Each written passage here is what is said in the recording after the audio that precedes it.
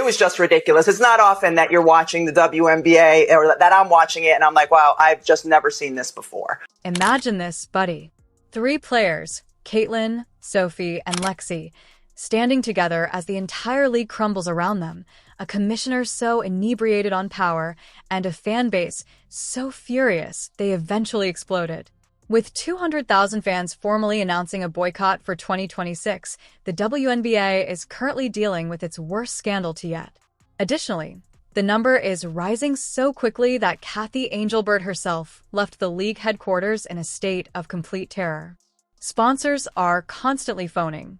Adam Silver is enraged, and the WNBA might lose everything in a matter of seconds. Welcome to the tale that the league never intended for you to learn. You are witnessing the collapse of WNBA history in real time if you are watching this. Click like, subscribe, and comment. If you support Caitlin, Sophie, and Lexi, you should boycott 2026. The Gamers Group chat leak was the catalyst for all of this. Caitlin Clark apparently received a warning from Kathy to cease doing outdoor sports, particularly golf. However, it didn't stop there. She also forewarned Sophie and Lexi, threatening benchings, suspensions, and perhaps termination. As for what Engelbert is alleged to have said to Collier, if she actually suggested Caitlin Clark should be grateful for what she makes off the court, that's preposterous. Did you miss the Iowa years? Clark is the Tiger Woods tide that lifts all boats. And we know this show is proof. The highest rating we have ever had followed one of her games at Iowa. The WNBA has benefited from her presence more than the other way around, even though this year for Caitlin Clark was essentially lost to injury. The players were stunned. "We can't even play golf," Caitlin inquired. "We are not even capable of having lives." As word got out, Caitlin Clark, the league's biggest star, felt trapped for the first time. Lexi and Sophie wouldn't let her be by herself. They declared, "If they suspend you, we walk, too." Fans love 3 athletes, 3 sisters, and 3 teammates. And Kathy decided to create a war at the worst possible time. Fans went crazy as soon as the thread appeared online. Just one fan tweet had 1.2 million views. "Let's suspend the WNBA and suspend Caitlin." Reddit blew up. Instagram took off. TikTok blew up. The fans weren't upset. They had finished. They were called targeted hits and fictitious fouls. For safety, Caitlin was benched. Threats related to golf, cautioning players for just being there. The nuclear button was then depressed. A boycott for 2026 was signed by 200,000 fans. Confirmed, official, and expanding every minute. People did more than simply abstain. Families abstained. Children abstained. Friends abstained. The rage didn't go away. It was a generational issue. The sponsor saw the numbers in a matter of hours. They didn't hold off. They didn't bargain. They gave Kathy a call. "You lose us if you lose Caitlin." "This isn't a league problem," a sponsor representative actually stated. "This is a Kathy issue." All of a sudden, emails began to arrive at league headquarters. Then the high tide lifts all boats or whatever, basically. Like, if you buy into this, everybody is going to eat. Yet you had people fighting tooth and nail the entire season, not wanting it to be this way because other people weren't getting flowers, or she was getting too much attention, or she gets a special whistle, or I'm gonna check her off the ball here just because. And then her teammate cheers for her for throwing her on the ground. It didn't get better. And it's disappointing to me because it's not every player in the WNBA.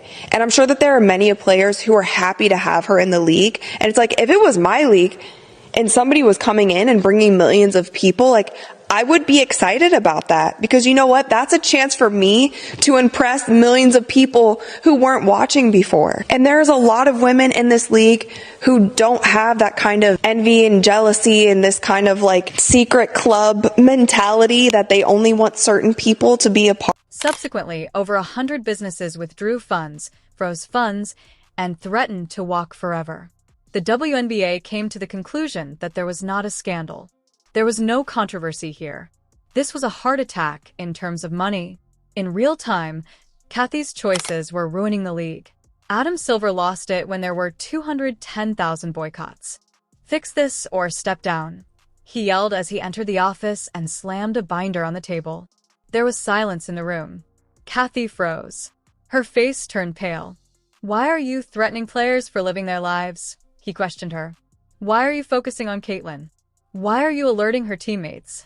She muttered excuses. He was unconcerned. "You're not stopping golf," he told her bluntly. "No one is being suspended by you. No one is being fired by you." The assistant commissioner then whispered something to Silver, which is when the narrative starts to become crazy. He got up, shook his head, and left. There was no meeting, no conversation, just legendary frustration. Within Fever headquarters, the phones of the players were ringing nonstop. 200K, 220K, 235K, and 250K boycotts. Caitlin gazed at the display. Sophie took hold of her hand. Lexi gave them both a hug. In a whisper, Caitlin said, "They're doing this for us."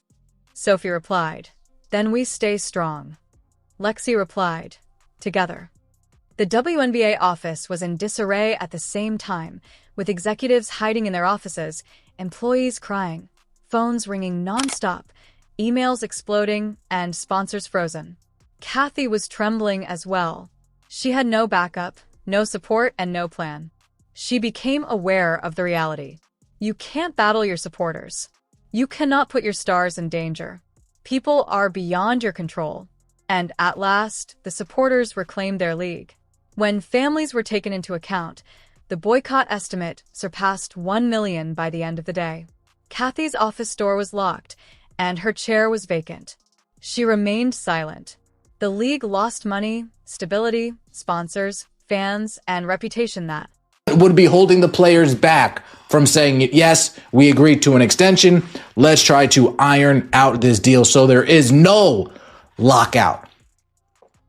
Right? They'll still be able to negotiate if there's a lockout. However, players won't be able to head to the facility. They won't be able to get treatment. They won't be able to train with the team, with the staff. So there is some things to lose if there is a lockout. Sources: WNBA offers players extension on CBA deadline. The WNBA has offered players a 30-day extension to continue negotiations for a new collective bargaining agreement, sources told ESPN on Tuesday. An extension before the current CBA expires Friday would allow both sides more time to negotiate a new deal. That question, which raises some sensitivities of rivalries between players. In the case of Angel Reese, who's just had to shut it down because of a wrist injury, Caitlin Clark, who's continuing to play. Rivalry that goes back to their college days, presumably, where I guess some trash talking entered in. But now it seems on some social media channels to have taken a darker turn, a more menacing turn, where race has been introduced into the conversation, where sexuality is sometimes introduced into the conversation. How do you try and stay ahead of that, try and tamp it down, or act as a league when two of your most visible players are involved, not personally, it would seem, but their fan bases are involved? Control all because she put Caitlin, Sophie, and Lexi, the three people she was supposed to protect, in danger. Not only did the WNBA lose players today, it was no longer trusted. Furthermore, trust is crucial. Comment Boycott 2026 until justice is served if you think the fans were correct. Please click like and subscribe if you support Caitlin, Sophie, and Lexi. This controversy is far from over.